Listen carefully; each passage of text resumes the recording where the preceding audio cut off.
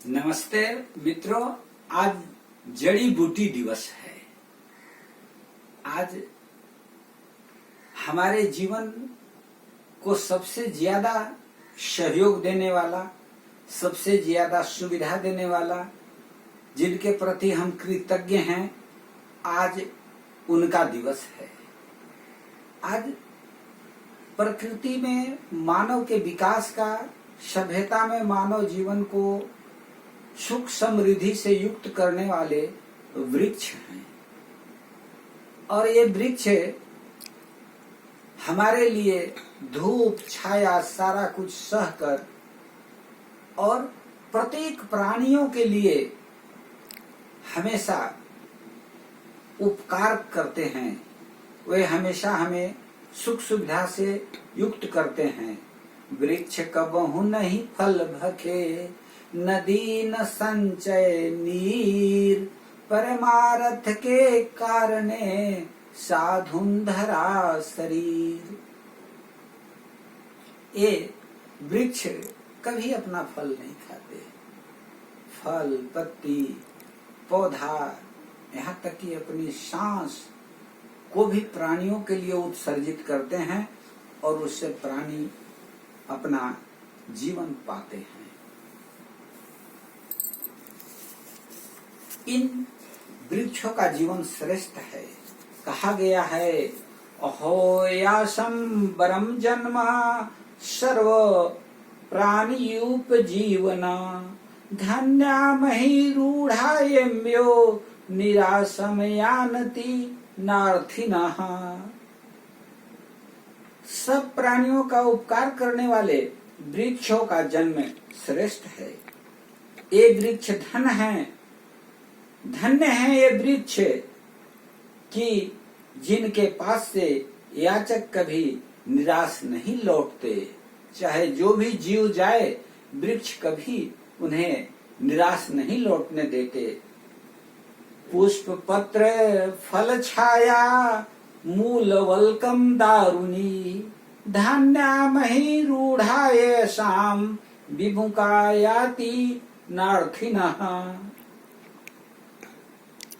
हम उन वृक्षों के आभारी हैं जो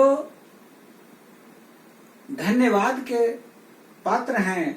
अपना पुष्प, फूल, पत्ती, फल, छाया, जड़, छाल, श्वास, सब कुछ दे करके दूसरे प्राणी को सुख पहुंचाते हैं। आज उन्हें कृतज्ञता व्यक्त करने का दिन है और वे हमारे पर्यावरण के सबसे बड़े मित्र हैं। आज उन्हें कोटिश नमन। हम अपने जीवन में जड़ी यानी जड़, फल, वक्षल का प्रयोग कर तरह तरह के उपयोग करते हैं और औषधियों का निर्माण इन्हीं से होता है। और इन्हीं के चलते हम दीर्घायु जीवन और सुखमय जीवन, निरोग जीवन व्यतीत करते हैं। इसलिए इनके प्रति हमारा भी कर्तव्य है। प्रसिद्ध वैज्ञानिक जगदीश चंद्र बसु ने कहा था, पौधों में जीवन है। वे भी हमारे तरह बात करते हैं, सांस लेते हैं और जागते और सोते हैं। तो हमें पौधों के प्रति संवेदनशील होने की आवश्यकता है। हम वृक्षों के प्रति संवेदनशील हों, अनावश्यक उन्हें क्षति न पहुंचाएं। जहां तक हो सकता है हम जल डालें। भारतीय संस्कृति सभ्यता में पीपल के पौधे में प्रातः काल स्नान कर जल डालने की परंपरा है। पीपल के कनकन में ईश्वर का वास होता है।